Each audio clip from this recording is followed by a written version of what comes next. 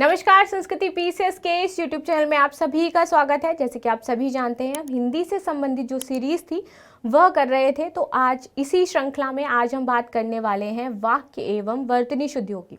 RO के exam से संबंधित आपका यह जो सेगमेंट है वो बहुत ही ज़्यादा महत्वपूर्ण हो जाता है। तो बिना किसी देरी के शुरू करते हैं। देखते हैं पहला प्रश्न क्या कह रहा है। पहला प्रश्न है कि निम्नलिखित वाक्य में से एक शुद्ध वाक्य कौन सा है। पहला वाक्य क्या है कि कृपया एक गिलास पानी दीजिए।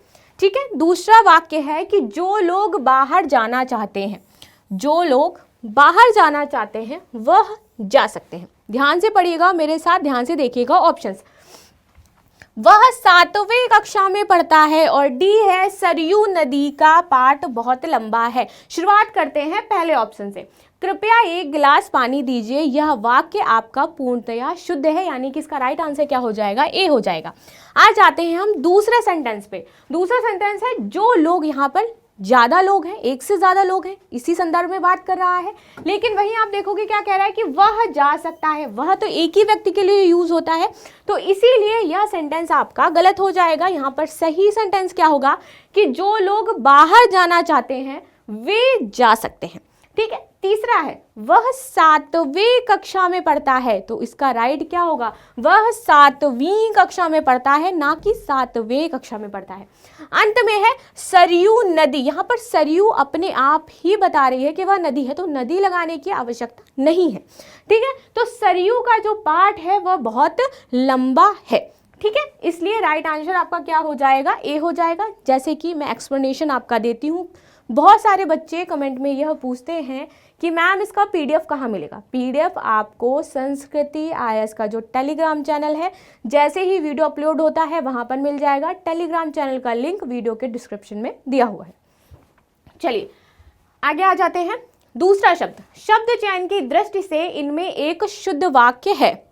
पहला वाक्य रविन्द्रनाथ टैगोर की कुछ रचनाओं का नागरी भाषा में अनुवाद है। दूसरा है राजा हरिश्चंद्र के सदृश्य कोई सत्यवादी नहीं हुआ है। तीसरा कह रहा है पद्य के चौथे भाग को क्या कहते हैं, हम चरण कहते हैं। और अंत में है रामचंद्र शुक्ल ने अनेक ग्रंथों की रचना की है। आते हैं अपने पहले सेंटेंस पर। यहाँ पे कह रहा है रविन्द्रनाथ टैगोर की कुछ रचनाओं का, यहाँ तक तो यह जो सेंटेंस है आपका ठीक है, लेकिन आगे हो गया यहाँ पे नागरी भाषा, जबकि आपकी देवनागरी क्या है, लिपि है, भाषा नहीं है, इसलिए यह सेंटेंस आपका गलत हो जाएगा। आगे आ जाते हैं। राजा हरिश्चंद्र के सदृश्य कोई सत्यवादी नहीं हुआ है। सदृश्य, यहाँ पर हम किसी वस्तु से जब तुलना करते हैं तब हम सदृश्य लगाते हैं, भौतिक वस्तु से तुलना करते हैं तब हम सदृश्य लगाते हैं, लेकिन किसी व्यक्ति विशेष के लिए हम सदृश्य का प्रयोग नहीं करते। यहाँ पे सदृश्य की जगह क्या होगा, समान होगा, कि राजा हरिश्चंद्र के समान कोई सत्यवादी नहीं हुआ है। तो राइट यहाँ पर यदि समान लगा होता तो ये आपका सही होता। तीसरे पे आ जाते हैं। पद्य के चौथे भाग को चरण कहते हैं। पद्य का चौथा भाग नहीं होता है, चौथाई जो आपका हिस्सा होता है पद्य का, कि पद्य के चौथाई भाग को क्या कहते हैं, चरण कहते हैं। ठीक है। तो ये इसका राइट आंसर हो जाएगा। चलिए आगे आ जाते हैं। जैसे बोला कि पद्य के चौथाई भाग को चरण क्या आता है, एक ही सेंटेंस है उसके चौथाई भाग को, ना कि पद्य का कोई 14वां पार्ट है या चौथा पार्ट है। ठीक। तो इसलिए इस प्रकार से आपको मैंने पूरा बता दिया। एक्सप्लेनेशन आप चाहें तो पॉज करके देख सकते हैं। आगे आ जाते हैं तीसरे पे। निम्नलिखित वाक्यों में शुद्ध वाक्य चुनिए। ए, 4 दीवारी के पार एक सुंदर इमारत है, पहला है। दूसरा है उपरोक्त वाक्य का संज्ञान ले। तीसरा है शिक्षणेतर कर्मचारी आज शाम को क्या होंगे, एकत्र होंगे। और अंतिम है आपका यह कार्य अत्यंत महत्वपूर्ण है। आज आते हैं अपने पहले सेंटेंस पे। क्या कह रहा है कि 4 दीवारी, आपको 4 दीवारी में कुछ डिफरेंस नहीं लग रहा है, 4 दीवारी नहीं होता है, 4 दीवारी के पार एक सुंदर इमारत है। तो यहाँ पे जो आपका 4 दीवारी है यह गलत है, तो इस प्रकार से यह सेंटेंस गलत हो जाएगा। दूसरा आ जाते हैं। गलत क्यों है, क्योंकि यहाँ पे उपरोक्त लिखा है, जबकि क्या होता है उपर्युक्त। आप जब भी प्रश्न पत्र अपना देखोगे तो वहां पे क्या लिखा होता है, उपर्युक्त वाक्य का संज्ञान ले। ठीक है। इसलिए यह गलत हो गया क्योंकि यहाँ पर ये उपरोक्त गलत था। तीसरा, शिक्षणेतर कर्मचारी नहीं होता है, शिक्षणेतर या तर जो लगा है ना, ये सिर्फ ये होगा, ना कि ये। तो इसलिए यह सेंटेंस आपका गलत हो गया।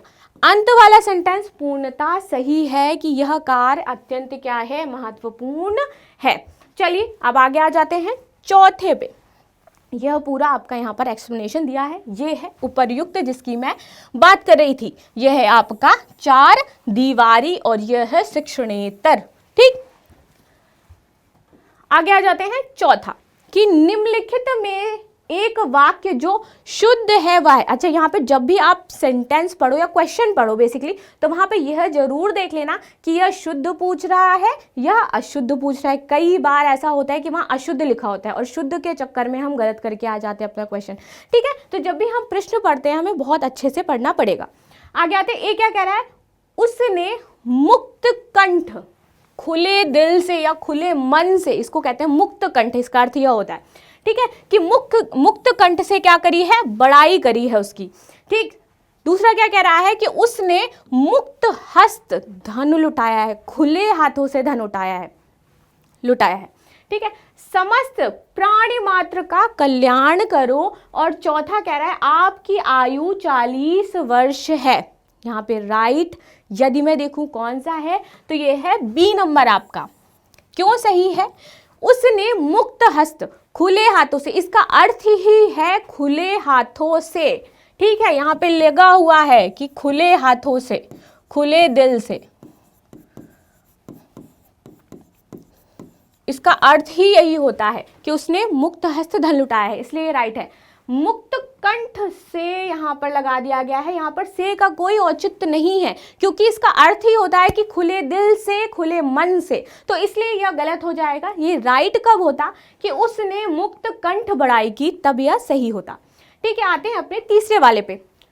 समस्त प्राणी मात्र, यहाँ पे आपको कुछ अजीब नहीं लग रहा, यहाँ पर समस्त भी लिखा हुआ है और प्राणी मात्र भी लिखा हुआ है। प्राणी मात्र सिर्फ प्राणियों का, तो इसलिए यहाँ पर जो समस्त है इसका कोई औचित्य नहीं है। प्राणी मात्र की यदि हम बात करें तो प्राणी ही, समस्त में पूरा संसार, जीव जंतु सब आ जाएंगे।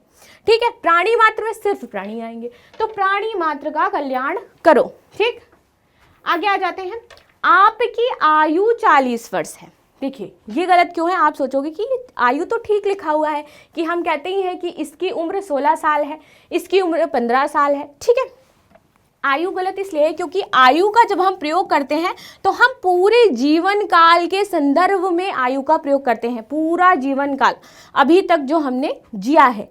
यदि हम यहाँ पर बात कहें कि इसकी, आपकी जो अवस्था है वो 40 वर्ष है, तो यहाँ पर अवस्थाओं के संदर्भ में बात की जा रही है, इसीलिए आपकी अवस्था क्या है, अब 40 वर्ष की हो गई है। आयु यहाँ पर नहीं लगेगा, आयु का संदर्भ आपके पूरे जीवन काल से हो जाता है, यानी कि आपकी बाल्यावस्था से लेकर के आपकी जरावस्था तक। ठीक, तो ये आपको समझ में आया होगा। चलिए ये है आगे एक्सप्लेनेशन, आप आराम से देख सकते हो। आगे आते हैं, पांचवा प्रश्न क्या लगे कि निम्नलिखित में एक वाक्य जो शुद्ध है वह है। पहला है, उस जंगल में प्रातः काल का दृश्य बहुत ही सुहावना होता था। बता रहे बहुत ही सुहावना होता था। दूसरा ऑप्शन क्या कह रहा है कि बाघ और बकरी एक घाट पर पानी पीती हैं। ये तो देख के ही समझ में आ जाएगा। उन्होंने इस बात पर आपत्ति प्रकट की। अंत में है, तमाम देश भर में यह बात फैल गई। पहला वाला जो आपका ऑप्शन है वो पूर्णतया सही है। दूसरा गलत क्यों है, क्योंकि बाघ और बकरी एक घाट पर पानी पीते हैं। यहाँ पर सिर्फ अगर बाघ की बात होती, बाघ पानी पीता है, सिर्फ बकरी की बात होती तो बकरी पानी पीती है, लेकिन यहाँ दोनों की बात की जा रही है तो पानी पीते हैं। ठीक, उन्होंने इस बात पर आपत्ति की। आपत्ति का मतलब ही होता है कि मुझे इस चीज़ से प्रॉब्लम हो रही है, आपत्ति हो रही है, तो प्रकट के संदर्भ उसी आपत्ति में आ जाता है, इसलिए यहाँ पर प्रकट का कोई अर्थ नहीं है, इसलिए जो आपका लाइन है वह गलत हो गया। अंत में देखते हैं, तमाम देश भर में यह बात फैल गई। यहाँ पे तमाम का कोई भी अर्थ नहीं बन रहा है, पूरे देश भर में, पूरे देश में बात फैल गई, बस तमाम से यहाँ पर कुछ भी लेना देना नहीं है, इसलिए तमाम आपका सही नहीं है। ठीक, तो देश भर में यह बात फैल गई, यह आपका राइट सेंटेंस होगा। आ जाते हैं छठे पर कि निम्नांकित में एक वाक्य जो शुद्ध है वह है। पहला है कि मैं अनेकों बार विदेश गया। दूसरा कह रहा है इस हीरे का मूल्य नापा नहीं जा सकता है। तीसरा है बिना टिकट यात्रा दंडनीय है, जो आप बहुत लोग कभी कभी करते होंगे। ठीक है, और अंत में है आप केवल इतना ही काम कर दीजिए। चलिए आगे आ जाते हैं। अब सबसे पहले बात करेंगे हम पहले सेंटेंस की। यहाँ पे लिखा है मैं अनेकों बार, जबकि यहाँ पे क्या होगा कि मैं अनेक बार गया हूँ। ठीक है, अनेकों का अनेक में भी आप बहुवचन लगा रहे हो, इसलिए यह गलत हो जाएगा। अनेक मतलब वो बहुवचन ही है, मैं कई बार गया हूँ। ठीक, तो यहाँ पर ये जो अनेकों दिया गया है इस वजह से यह सेंटेंस आपका गलत हो जाएगा। दूसरा आते हैं, गलत क्यों है यहाँ पर, मूल्य नापा, नापते किसको है हम, कोई तरल पदार्थ है। ठीक है, या फिर रास्ता नाप लिया हमने, लेकिन यहाँ पर मूल्य किसकी बात की जा रही है, हीरे की बात की जा रही है। और हीरे का मूल्य जो है वो नापा नहीं जाता है, आका जाता है कि इस हीरे का मूल्य क्या है, हम आक नहीं सकते, अंदाजा नहीं लगा सकते, बहुमूल्य है ये। ठीक है, तो यहाँ नापने का संदर्भ नहीं होगा, यहाँ पे आकना लिखा जाएगा। ठीक है, तीसरा है बिना टिकट यात्रा दंडनीय है, ये पूर्णतया ही आपका क्या है, सत्य है। अंत में है आप केवल इतना ही काम कर दीजिए। यहाँ पर केवल और इतना ही, इस वजह से ये आपका सेंटेंस जो होगा पूर्णतया क्या हो जाएगा, गलत हो जाएगा, क्योंकि दोनों ही चीजें इसमें है, केवल भी लिखा है और इतना ही भी लिखा है। इस वजह से यह सेंटेंस आपका क्या हो जाएगा, रॉन्ग हो जाएगा। यहाँ पर केवल का प्रयोग अनुचित है। सातवां देखते हैं क्या कह रहा है कि निम्नलिखित में अशुद्ध वाक्य है। पहला है कि गौतम ऋषि की पत्नी का नाम अहिल्या था, पहला सेंटेंस है। दूसरा है इस कार्य में बहुत विलंब हो गया। तीसरा सेंटेंस है रसगुल्ला बहुत ही स्वादिष्ट है, और मुझे बताओ किसको रसगुल्ला बहुत ज़्यादा पसंद है। ठीक है, माय फेवरेट, मेरे को बहुत पसंद है। और अंत में है एक गुलाब की माला खरीद लेना। यहाँ पे आपसे क्या पूछ रहा है, अशुद्ध वाक्य पूछ रहा है, इसीलिए मैं कहती हूँ कि प्रश्न ध्यान से पढ़ना। पहले वाक्य की यदि मैं बात करूँ तो पूर्णतया सही है कि गौतम ऋषि की पत्नी का नाम क्या था, अहिल्या था। दूसरा क्या है, इस कार्य में बहुत विलंब हो गया, ये भी सही है। तीसरा है रसगुल्ला बहुत स्वादिष्ट है, वाकई बहुत स्वादिष्ट होता है। और अंत में यहाँ पर गलत क्यों है, क्योंकि यहाँ पे बात करा है कि एक गुलाब की माला, जबकि गुलाब की माला तो अनेकों गुलाबों से बनेगी, एक गुलाब से नहीं बनेगी। इसलिए यह जो सेंटेंस हो जाएगा वह आपका गलत हो जाएगा। ठीक है, क्योंकि माले के लिए एक गुलाब नहीं चाहिए होता है, ज़्यादा गुलाब चाहिए। ठीक है, तो इसीलिए यह गलत हो जाएगा। राइट सेंटेंस इसका क्या हो जाएगा कि गुलाब की एक माला जो है वो आप खरीद लेना।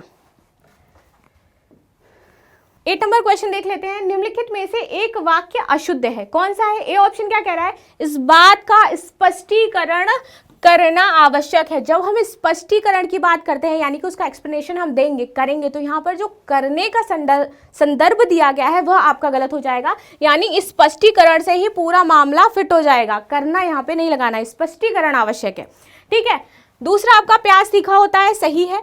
आप इतनी देर में क्यों आए, यह भी सही है। और प्रत्येक श्रमिक को 2 रुपए मिले, यह भी आपका सेंटेंस सही है। अशुद्ध वाक्य आपका कौन सा था कि पहला वाला, इस बात का स्पष्टीकरण करना आवश्यक है। शुद्ध क्या होगा, इस बात का स्पष्टीकरण आवश्यक है।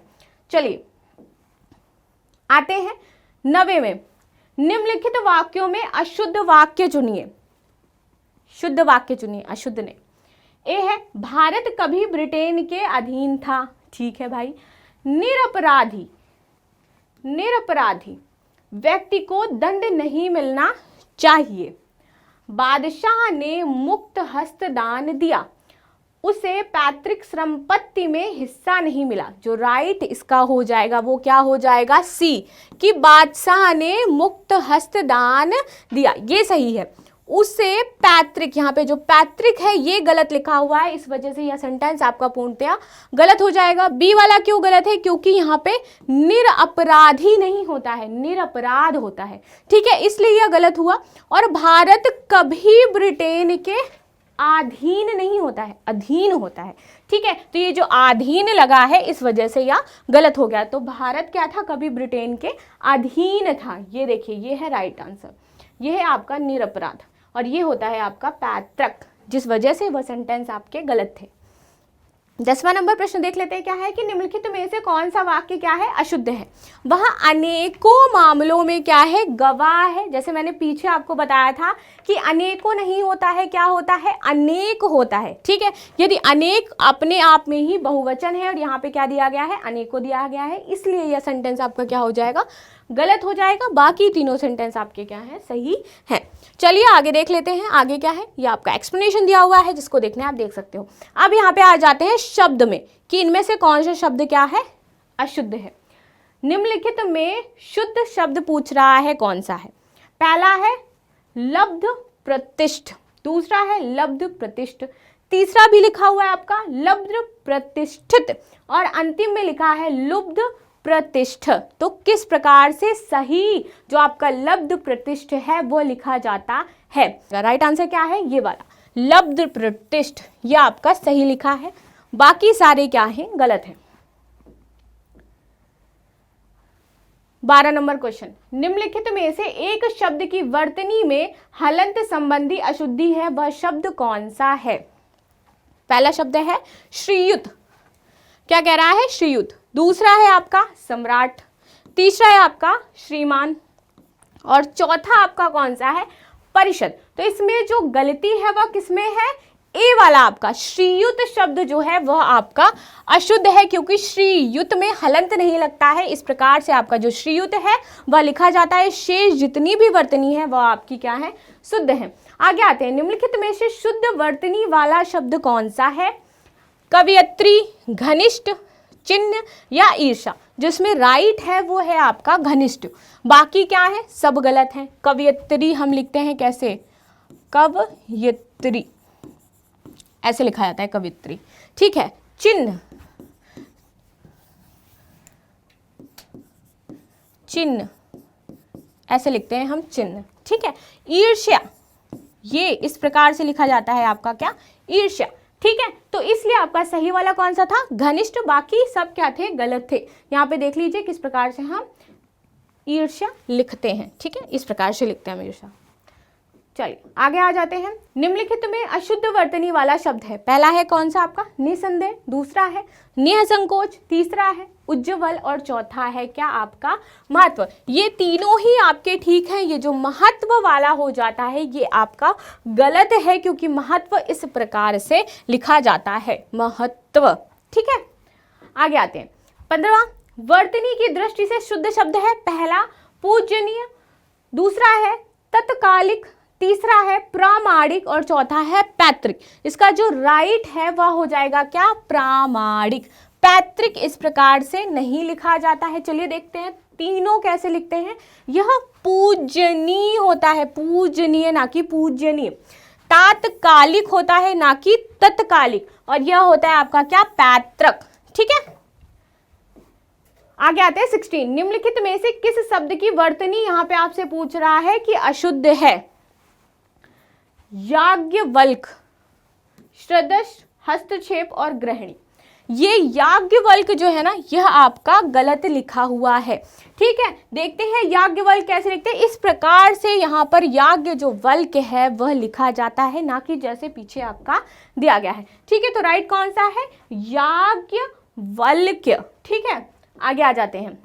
निम्नलिखित में से एक वर्तनी क्या है आपकी, शुद्ध है। कौन सी है वह, नुपुर, स्मरण, परिस्थिति और कवियत्री। जो आपका राइट है वो क्या है, कवियत्री। बाकी आपके तीनों ही क्या है यहाँ पर गलत दिए गए हैं। ठीक है, आगे देखते हैं भाई। नुपुर को हम इस प्रकार से लिखते हैं, स्मरण को इस प्रकार से लिखा जाता है, और अंत में आपकी परिस्थिति। यह आपके सही है, पीछे जो लिखे थे वह गलत है। एक ही वर्तनी शुद्ध है, कौन कौन सी है, आधिकारिक होता है, आधिकारिक होता है, आधिकारक होता है, ये तो वैसे ही गलत है, और आधिकारिक होता है। तो यहाँ पे यह भी हमारा गलत हो जाएगा, क्योंकि आधिकारिक नहीं होता है। अधिकारक, यह भी हमारा गलत हो जाएगा। आधिकारिक नहीं होता है, आधिकारिक होता है। कैसा होता है, आधिकारिक हम लिखते हैं। ठीक, तो इसलिए हमारा जो बी वाला है वह सही होगा क्या, आधिकारिक। ठीक है, आगे आते हैं। वर्तनी की दृष्टि से शुद्ध शब्द है परीक्षा, परीक्षा, फिर है परीक्षा या परीक्षा, तो राइट इसका क्या हो जाएगा, परीक्षा। ठीक है, रा में बड़ी की मात्रा लगेगी। अंतिम प्रश्न कौन सा है कि निम्नलिखित में से शुद्ध वर्तनी वाला शब्द कौन सा है, सृष्टि, अनधिकार, अभियंत्रिक या समुद्रिक। तो ये होता है सामुद्रिक, ना कि समुद्रिक। राइट कौन सा है, अनधिकार सृष्टि को इस प्रकार से नहीं लगते, यहाँ पे जो शाह है वह गलत दिया गया है आपका। देख लेते हैं आगे, ये है आपका सृष्टि, ये है अभियंत्रिक, ये है सामुद्रिक। ठीक है, तो यही आपका राइट आंसर है। आगे इस प्रकार से आपके जितने भी क्वेश्चन थे, टोटल 20 क्वेश्चन थे जो मैंने कंप्लीट करा दिए हैं। मिलते हैं नेक्स्ट क्लास में, तब तक के लिए धन्यवाद। आपके जो भी सुझाव हैं वह आप कमेंट बॉक्स में मुझे बता सकते हैं। लाइक शेयर सब्सक्राइब करना बिल्कुल भी ना भूलें।